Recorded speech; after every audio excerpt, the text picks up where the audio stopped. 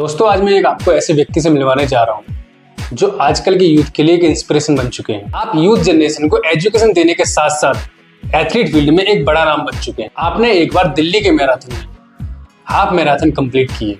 आप 1, 2, 3 या 10 kilometre, 20 kilometre, 30 kilometre नहीं बल्कि 50 किलोमीटर तक रनिंग करते हैं। लेकिन आप सोच रहे होंगे इसमें ये कौन सी बड़ी बात है, ये तो मैं भी कर सकता हूँ। लेकिन मैं कहता हूँ बड़ी बात है, क्योंकि इनकी उम्र में बहुत से लोग घुटने पकड़कर बैठ जाते हैं, अस्थमेटिक प्रॉब्लम हो जाती है, डायबिटिक हो जाते हैं। आप हैं मैराथन धावक मिस्टर अरविंद चौहान सर इसलिए क्योंकि ये 25 साल से लगातार इंग्लिश स्पीकिंग कोर्स कराते हैं।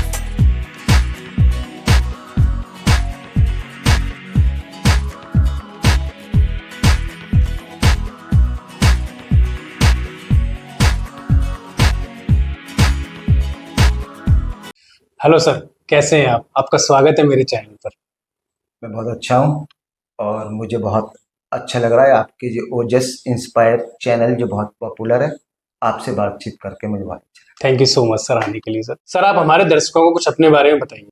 मैं मैराथन धावक अरविंद चौहान एटा से हूँ और पिछले 25 वर्षों से लगातार स्पोकन क्लासेस चला रहा हूँ और स्पोकन क्लासेस के साथ साथ एथलीट से भी जुड़ा हुआ हूँ और हाफ मैराथन, फुल मैराथन में पार्टिसिपेट करता हूँ और ऐसा मैं कई बार कर चुका हूँ।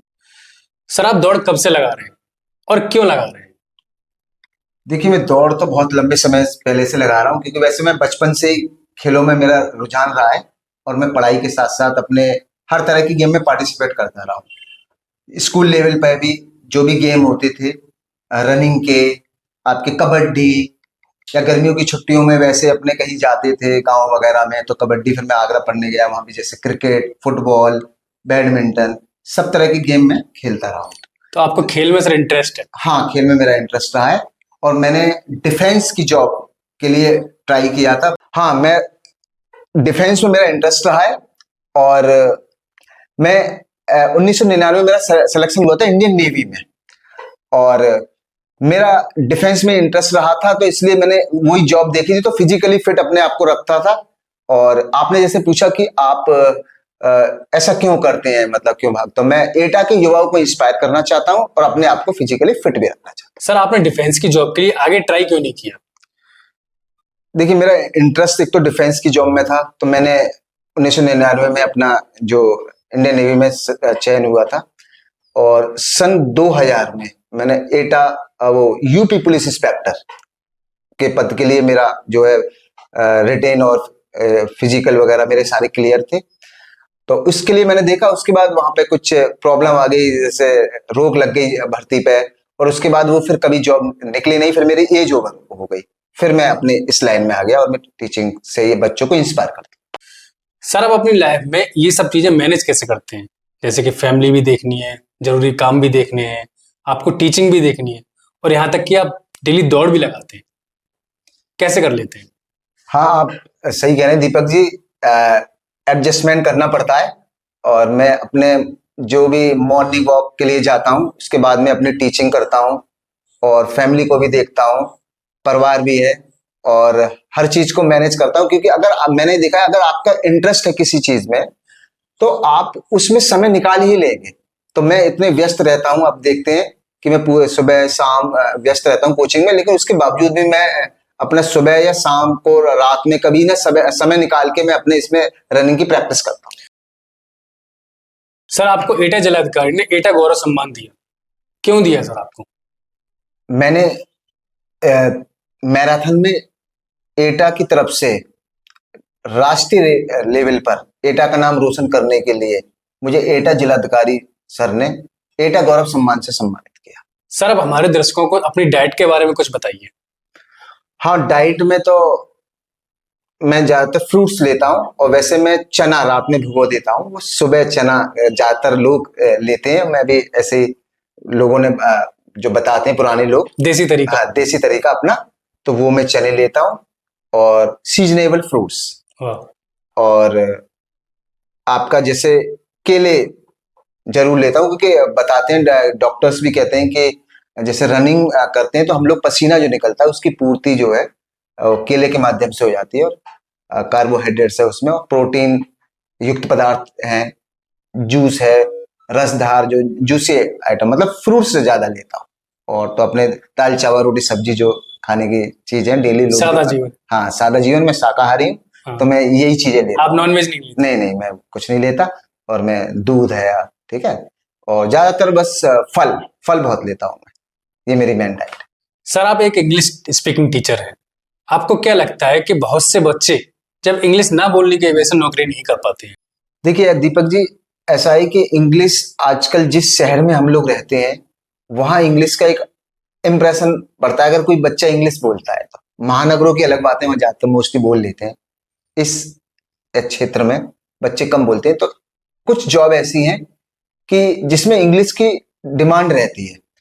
अब जैसे आपका एमआर का जॉब है, आपकी टीचिंग है, काउंसलर का पोस्ट है, लड़कियों के लिए एयर होस्टेज है।